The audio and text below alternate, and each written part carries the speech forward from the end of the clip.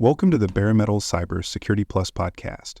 This series helps you prepare for the CompTIA Security Plus exam with focused explanations and practical context. For a companion study guide, check out the Achieve CompTIA Security Plus 701 Exam Success by Dr. Jason Edwards. It is the most concise and complete Security Plus guide on the market, built for busy professionals who want to pass the exam fast and on their first try. You can find this book and others at cyberauthor.me. In our previous episode, we explored the hardening of mobile devices, workstations, switches, and routers. In this follow-up, we shift our attention to more complex and often misunderstood parts of the technology ecosystem: cloud infrastructure, server environments, and specialized systems like industrial control systems and supervisory control and data acquisition platforms. While each of these areas brings unique challenges, the goal remains the same: reduce the attack surface, enforce consistent configurations, and build resilience against threats. We start with cloud infrastructure. The rise of cloud computing has transformed the way organizations store data, run applications, and deliver services. However, this flexibility also brings security risks, many of which stem from misconfigurations or a lack of visibility into cloud resources. Hardening cloud infrastructure begins with encrypting data at all stages, whether it is at rest in cloud storage, in use by a virtual machine, or in transit across a network. Encryption protects sensitive information from unauthorized access, even if the storage medium or communication channel is compromised. Beyond encryption, identity and access management controls are foundational to securing cloud environments.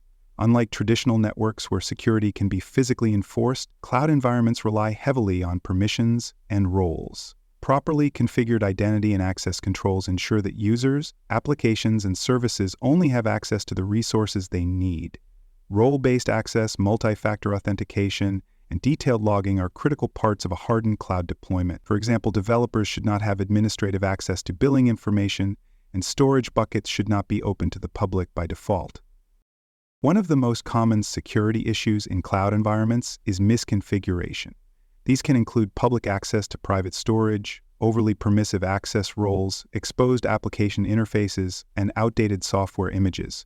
These weaknesses are often unintentional but can have serious consequences. Mitigating these risks starts with regular auditing and monitoring. Many cloud providers offer tools to scan for misconfigurations and recommend best practices. Another strategy is to use infrastructure as code tools that allow organizations to define secure configurations up front and apply them consistently across environments.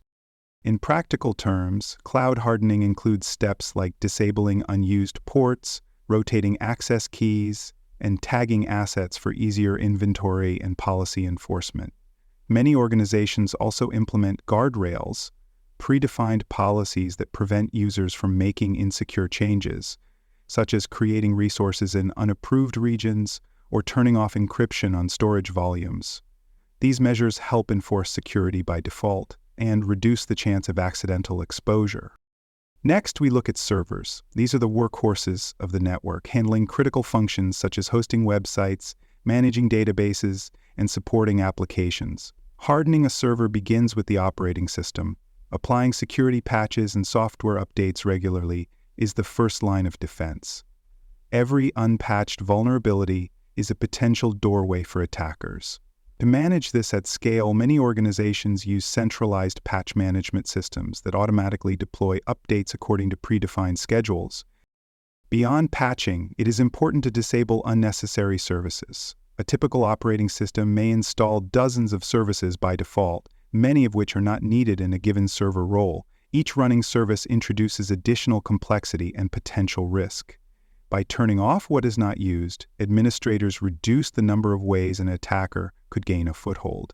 This principle is known as minimizing the attack surface. Permissions are another crucial consideration. Whether the server is hosting files, applications, or databases, access should be granted based on role and responsibility. Users and services should only have the permissions they need to perform their functions. For instance, an application might need to read data from a directory, but should not be allowed to modify system files. Controlling these permissions carefully helps prevent both accidental and intentional misuse.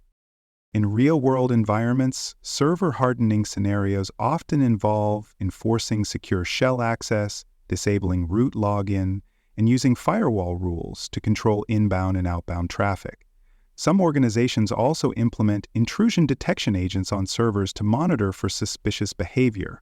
Logging is essential here as well. Every significant action on a server, from user logins to configuration changes, should be logged and reviewed. This creates an audit trail that is invaluable for investigations and compliance reporting. Another real example involves using configuration management tools to enforce a hardened state.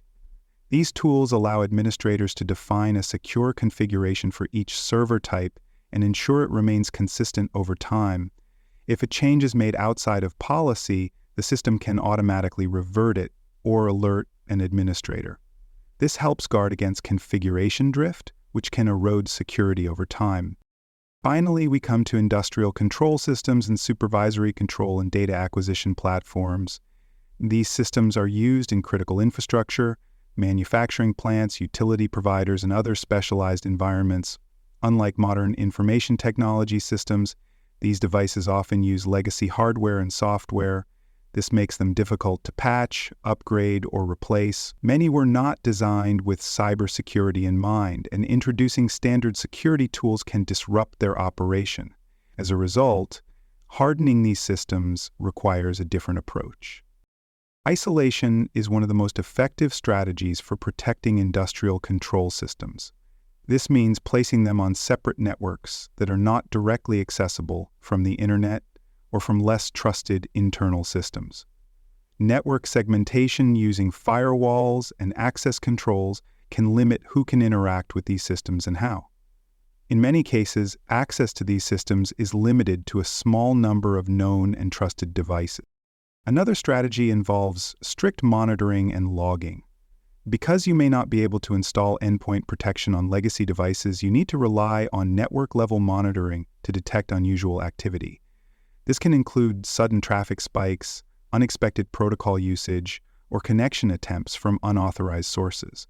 In addition, physical security plays a large role in protecting industrial systems. These devices often reside in remote or lightly monitored facilities, making tamper-proof hardware and access controls vital.